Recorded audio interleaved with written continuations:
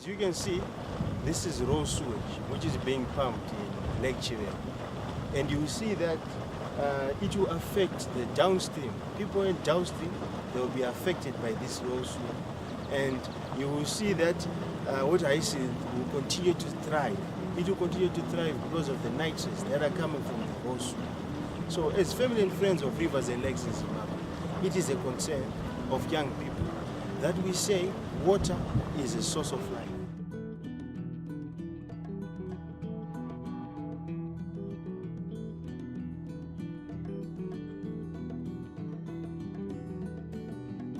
There are certain plant species in Zimbabwe which are declared invasive alien species. Invasive alien species are plants which were brought into this country from other countries and are not good for the environment. Invasive alien plant species are noxious weeds because they are toxic or poisonous to animal life. Others encroach upon land and water or compete with other crops. In Zimbabwe, there are 4 non-aquatic invasive alien species, and these are water hyacinth, water lettuce, cariba weed, and azolla. This documentary is going to focus on how water hyacinth is affecting the environment as well as tourism.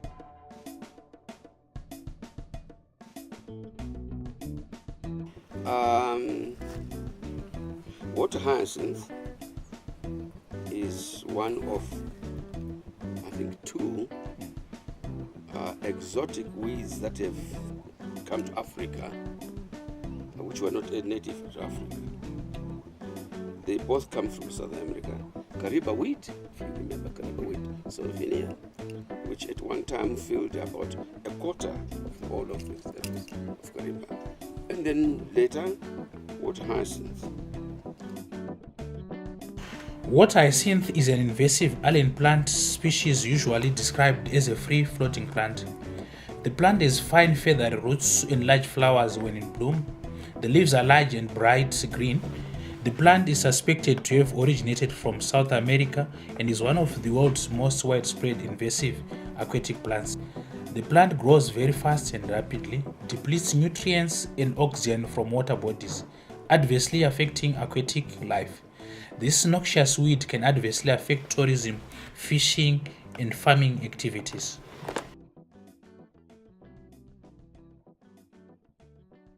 Most of the rivers that are passing through urban areas are the ones which are worst affected by the water hyacinth, for the reason that the water hyacinth feeds on phosphates, it also feeds on nitrates, and these are coming mainly from sewage. Partially treated sewage or raw effluent that is being discharged into most of the streams that are passing through the urban areas. So in Harare, we're talking about Chivero. In Masvingo, it's Shagashe, Mucheke River, and some parts of Mtirikwe are also affected, and parts of Lake Kariba are also having water hyacinth spreading through, that is in Mashonaland West. So generally, water hyacinth is spread in most of the provinces. When we discharge, discharge runoff from fields, agricultural fields, which have been fertilized to a level that brings good maize crops, that discharge contains too much phosphorus and too much nitrogen for natural river and lake systems. Therefore, they become fertilized. And when they get fertilized, we don't get maize in there. We get water hyacinth. We get other weeds like Igeria. We get cariba weed, you see. And these weeds are above that threshold of phosphorus for clean water,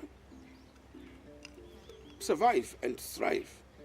It's not only water hyacinth, but a number of water weeds. We also have azolla, we have water lettuce in Mashonaland Central. So it's a number of water weeds that are affecting our major water bodies. Water hyacinth is an aquatic plant that can live and reproduce over time. mostly it's usually anchored in the mud. It is that plant we normally see when we go to our water bodies like lakes and small dams that spreads along, on the surface of the water bodies. So in some cases it can cover the whole area over time of the whole surface area of the water bodies if it's not checked. And in some cases you normally find it on the edges of the rivers or dams or our lakes. The local community must be benefiting from these rivers, including fishing.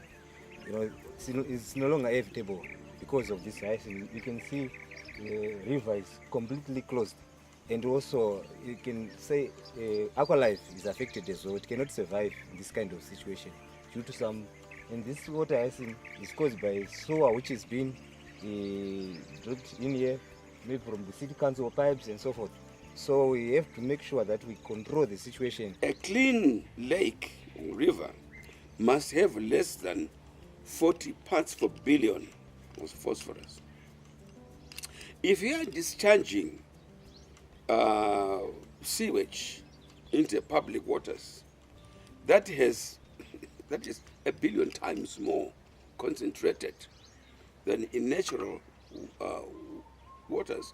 Of course, your weeds will proliferate, the water hyacinth will proliferate, and at our kind of temperatures, it can double its area in 2 weeks, and so forth. And when it covers an area, there's no oxygen that penetrates below it. The oxygen that would have been made by algae growing in the natural waters is no longer available. The oxygen from the air is blocked by, so underneath the weed, you get very little oxygen. Then you get other effects. Fish die, the ecosystem collapses. The major threat of water hyacinth is it has got a direct impact on our ecosystem. When you're talking of our ecosystem, we are talking about mostly our fish and the balance of aquatic life in our river system. How do we get to where we are? The major fuel for water hyacinth is our land use. When you're looking at mining, you're looking at urban surrounding our dams like Lake Chivero. You have the industries, you have agriculture, you're looking at commercial subsistence and urban. The water hyacinth seed can remain viable up to 20 years, and drying conditions like drought, they seem to trigger germination. And what we have observed from our research is that weed outbreaks, especially in Mtiruki and Chivero, they are closely associated with the drought periods. And for the past few years, as a country, we've been experiencing droughts, and this has had a direct impact on the weed. I will agree with you that we have the challenge in the country of siltation. We also have a challenge of weed in our rivers and some of our major lakes, and dealing with such issues is very difficult, as it is also very costly. But I'm happy and humbled to share with you that the government of Zimbabwe, through the Ministry of Environment, Water and Climate, is committed to making sure that those issues are addressed. In as far as the tourism sector is concerned, we work very closely with the Ministry of Environment, Water and Climate, as most of the tourism products that we have are actually housed in that ministry. You will be aware that without environmental sustainability, there will be no tourism to talk about. Zimbabwe, the challenge of water hyacinth has become more prominent in recent years. We have major water bodies like Lake Kariba, Lake Chivero. Those are the two main ones that have been very problematic. But the truth of the matter is almost all of our water bodies, they are affected by water hyacinth. As to when this problem has been observed, there may not be very accurate dates, but we know that as far as the creation of these water bodies within 10 or so years after they've been created, like Lake Kariba, which was completed in the 50s, you find that rightly after 10 or so years, people started observing the development of water hyacinth in Lake Kariba, as well as Lake Chwera.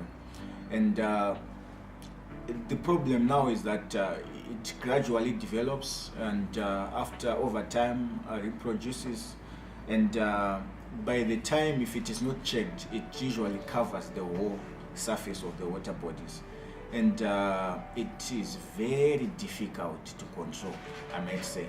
And this is the challenge that have been observed in all of our water bodies. I would say maybe just a few of our water bodies in Zimbabwe, and maybe like the recently completed Tokwe Mkosi dam, but I can assure you that in the coming years, if the problem is not checked, you will find out that it will soon develop on these water bodies. Water hyacinth, in most cases, they have a number of environmental impacts. When they decay, they use up the oxygen which would otherwise be used by the aquatic life. So there tends to be competition between the aquatic life as well as the water weeds when they are decaying. And this has often resulted in reduced quantities and quality of the fish that we are getting from our water bodies. In most cases, again, the cost of treating or purifying the water actually increases, if not doubling, because it costs more to purify water that is infested with the water hyacinth. And most of our water bodies, Chivero for instance, these are sites which people are using for leisure, for tourist purposes, and this has actually reduced the number of tourists that can go on leisure, that can use their boats because of the existence of this waterweed. So not only does it have environmental impacts, but it also has an economic impact to the general population. And obviously the cost of cleaning up the water, the cost of cleaning up the water hyacinth itself is going to be passed on to the consumer, who is the user of the water. So the major concern for the Environmental Management Agency has been to deal with the source, which is the discharge of effluent into the water bodies. The Environmental Management Agency has enforced the law to our local authorities, have brought the local authorities before the board to appear before the board to give commitments of the timelines over which they can repair their treatment plants so that water of acceptable levels is being discharged into the environment. If you look at Bulawayo, for instance, Umguza River, where about 40 megaliters of partially treated effluent is going into the river, that is too much to be absorbed by the rivers, and this has been the major concern. So the agency is actually working with the local authorities for corrective action to make sure that water of acceptable standards or effluent of acceptable standards is actually discharged into the environment to reduce the costs and also to reduce the impact onto the environment. Faforalis is a Zimbabwean youth-founded organization participating in pursuit of environmental protection, rehabilitation, and development of ecotourism with special attention towards rivers and lakes, since they are critical capital resources in the country. As an organization, we started in 2014, and we had a blessing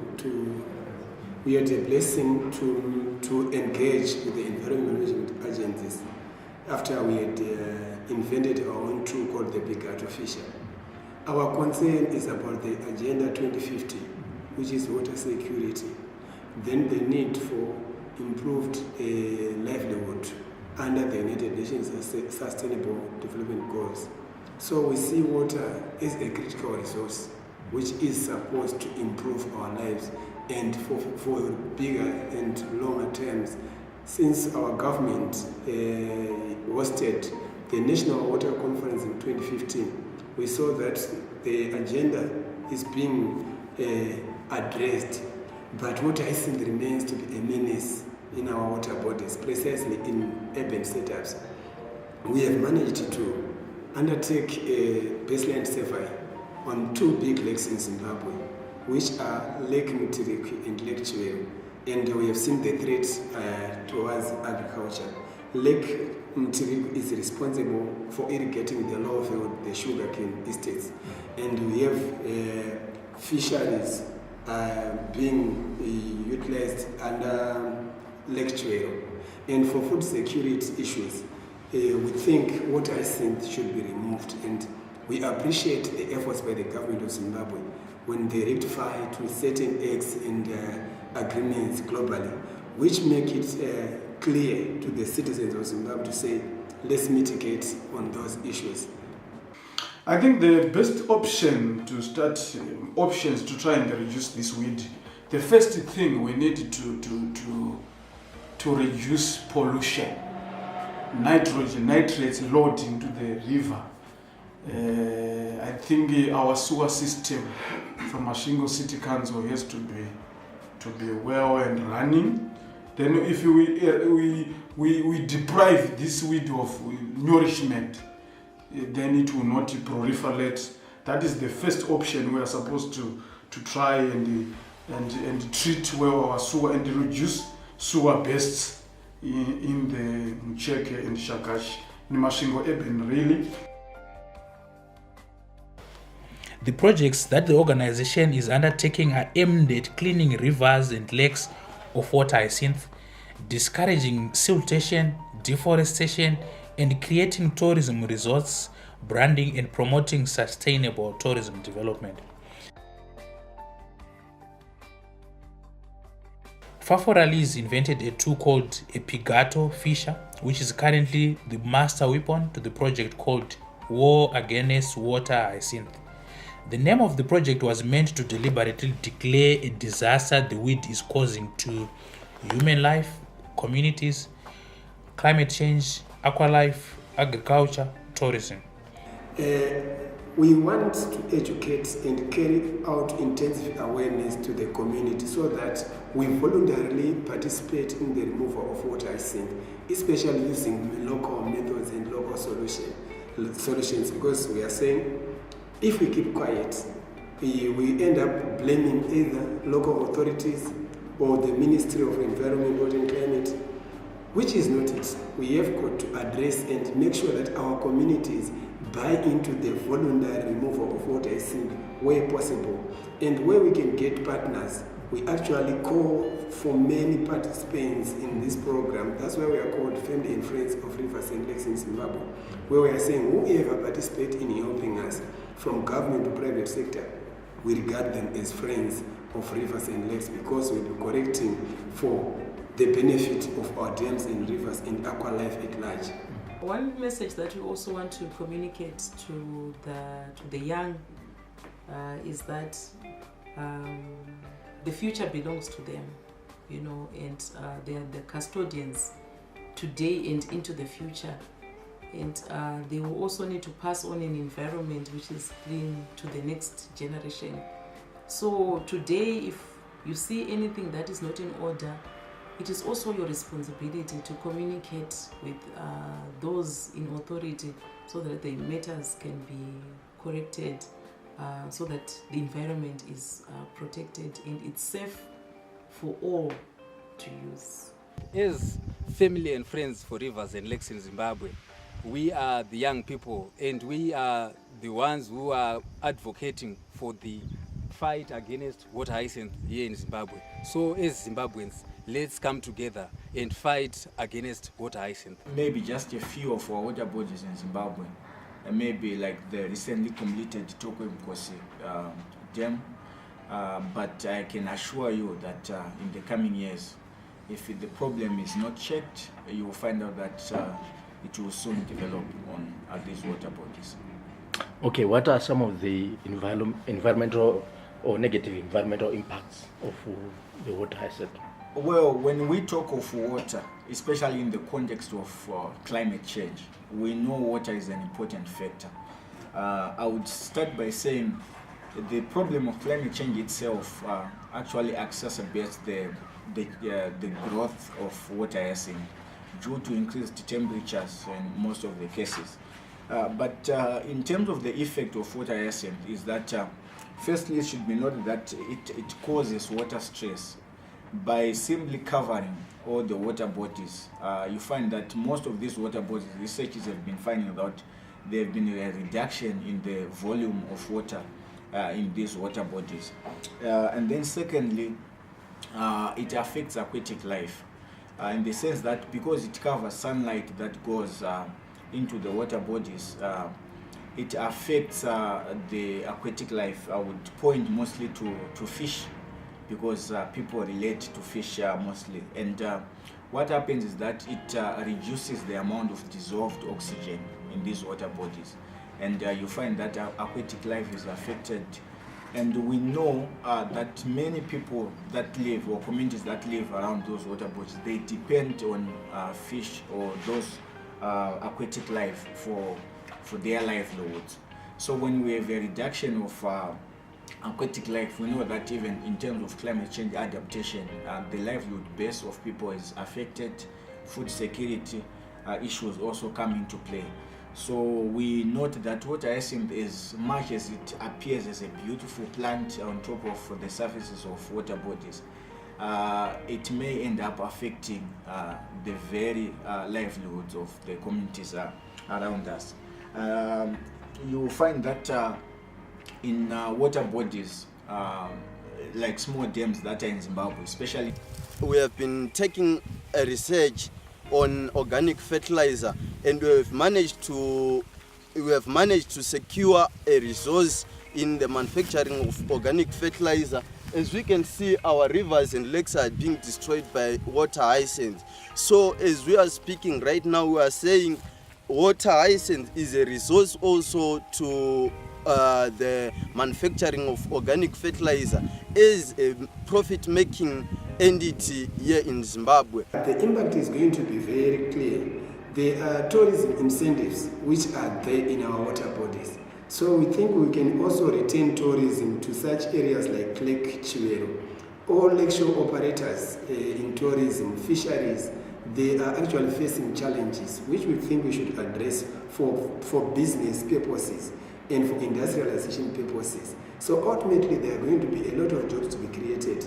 Looking at our national blueprint, the Zimbabwe, there are issues of production of worms, which we have actually researched and found to say water hyacinth can be used for the production of worms due to its high moisture content.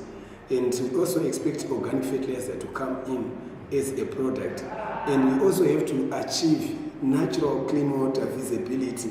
When we are towing rivers and lakes, we actually have an interest in observing natural water.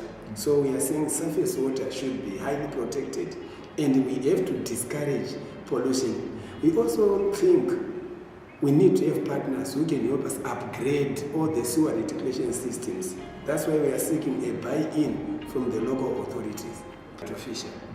Our concern is about the Agenda 2050, which is water security. Then the need for improved livelihood under the United Nations Sustainable Development Goals. So we see water as a critical resource which is supposed to improve our lives, and for bigger and longer terms. Since our government hosted the National Water Conference in 2015, we saw that the agenda is being addressed, but water hyacinth remains to be a menace in our water bodies, precisely in urban setups. We have managed to... In relation to containing the weed, if there could be a program of removing the weed for purposes of business, because the moment that we try to remove the weed and we don't use it as a product that can bring in income, we may not have or draw the kind of participation that we would want. So if there could be somebody who could come in with a program of removing the weed for purposes of business, maybe as fuel, as feed. And we have seen the threats towards agriculture. Lake Mtiri is responsible for irrigating the low field, the sugarcane estates. And we have fisheries being utilized under Lake Chiwero. And for food security issues, we think water hyacinth should be removed. And we appreciate the efforts by the government of Zimbabwe when they rectify to certain acts and agreements globally, which make it clear to the citizens of Zimbabwe to say, let's mitigate on those issues. With time, there's going to be fishing activity at Tokwemkosi. And these same fishermen who travel around all the other lakes and dams within Zimbabwe will bring their boats into Tokwemkosi. When they bring their boats, if there could be a program or some sort of law or some sort of activity that is compulsory to anybody bringing in a boat for inspection, so that they do not bring the weed, for example, the weed from Lake Mutiriki or Lake Chiwero into Tokwemkosi and any other dams that are going to be commissioned in the future. That could also help in the spreading of water hyacinth. As it is, people cannot harvest water from the dam because of the water hyacinth. When it comes to tourism, again, you cannot come with tourists here when they want to do domestic tourism, township tourism, because of the water hyacinth. When they come here, they want to see the water, they want to see the eco life surviving. But at the moment, because of that, we cannot get that. We cannot get the chunk of tourism coming to Highfield. We cannot get the chunk of tourism coming to Glenora. People cannot enjoy it because of the water hyacinth that we see. So we urge all stakeholders to play their part and play their role in ensuring that we don't contribute to more damage to our rivers and lakes, as that will affect tourism. It already is affecting the tourism sector. When you take a look at how this has affected players in the Chiwero area, it has affected, we cannot have water games, for example, in the lakes due to the pollution which has become so much. But we have comfort in the sense that something is being done to address these issues. And what we need to do, in my view, is for all stakeholders to come together and speak with one voice against that. We work very closely with communities through what are known as community-based tourism enterprises. And that is an opportunity which we are going to explore and continue exploring to make sure that our people know about the importance of the role that the tourism sector can play, not only in growing our GDP, but even more importantly, in improving the livelihoods of our people in a sustainable manner. People are living in and around water bodies. That is a very big opportunity for them to benefit from tourism activity. But this can only happen if they are taking good care of those water bodies. So we have problems in the country to do with the issues around, the tragedy of the commons. Who is to take care of the water body, which is common to all of us, which does not belong to anybody in particular? We need to take action. We need to work together without any blame game, but coming with solutions, resolutions that will give us a way forward to our environment. This environment, it is, as you can see, water is life. As we continue to say, water is life, and it needs ratification, whereby each and every individual in our communities, we need to see how we can come and mitigate these problems. This is a future problem, and it will affect generations and generations to come. We need to act now. You and I, together we can make a difference.